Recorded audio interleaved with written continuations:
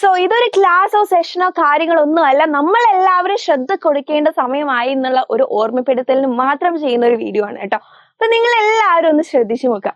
അതായത് നമ്മൾ രാവിലെ ഒരു ദിവസം എണീറ്റത് ജനാല അങ്ങ് തുറന്നു. നമ്മുടെ മുറ്റത്ത് എങ്ങനെയായിരുന്നു, നിറയെ മരങ്ങളൊക്കെ ഉണ്ടായിരുന്നു. പെട്ടെന്ന് അത് എന്തായിട്ട് മാറുകയാണ് ചെയ്യുന്നത്, ശൂന്യമായിട്ട് മാറുകയാണല്ലേ ചെയ്യുന്നത്. ഓക്കെ, അങ്ങനെ നിങ്ങൾ മുമ്പോട്ട് നടന്നുകൊണ്ടിരിക്കുക. നല്ല ചുട്ടു പൊള്ളുന്ന വെയിൽ കാരണം നിങ്ങൾക്ക് കണ്ണു പോലും കാണുന്നില്ല. എവിടെയോ കയറി നിൽക്കാൻ നോക്കിയാലോ ഒരു ഷെൽട്ടർ പോലും ഇല്ല. ഓക്കെ, എവിടെയും നിങ്ങൾക്ക് ഒരു തണൽ പോലും കിട്ടുന്നില്ല. പിന്നീട് നിങ്ങൾ വീണ്ടും നടന്നു തുടങ്ങുമ്പോൾ ശ്വസിക്കാനുള്ള നല്ല വായു ഇല്ല. there is no oxygen and also മറ്റൊരവസ്ഥ നിങ്ങൾ ചിന്തിച്ചു നോക്കിയേ. തിരിച്ച് ക്ഷീണിച്ച് വീട്ടിലെത്തിയപ്പോൾ കഴിക്കാൻ ഒരു ഭക്ഷണവും ഇല്ല. എന്നും ചിക്കനും മട്ടനും ബീഫും മീനും ഒക്കെ കിട്ടുന്നുണ്ട്, പച്ചക്കറികൾ നമുക്ക് കിട്ടുന്നുണ്ട്, ഒന്നുമില്ല. എംപ്റ്റി ടേബിൾ ആയിട്ട് ഇരിക്കുകയാണ്. ഇതേ അവസ്ഥയിൽ തന്നെയാണ് പുറത്തേക്ക് നോക്കിയപ്പോൾ ആർക്കും ഉള്ളത്, പക്ഷികൾക്കും മൃഗങ്ങൾക്കും എല്ലാവർക്കും ഉള്ളത്. എന്തുകൊണ്ടാണ് ഈ ഒരു അവസ്ഥ നമുക്ക് വന്നത്?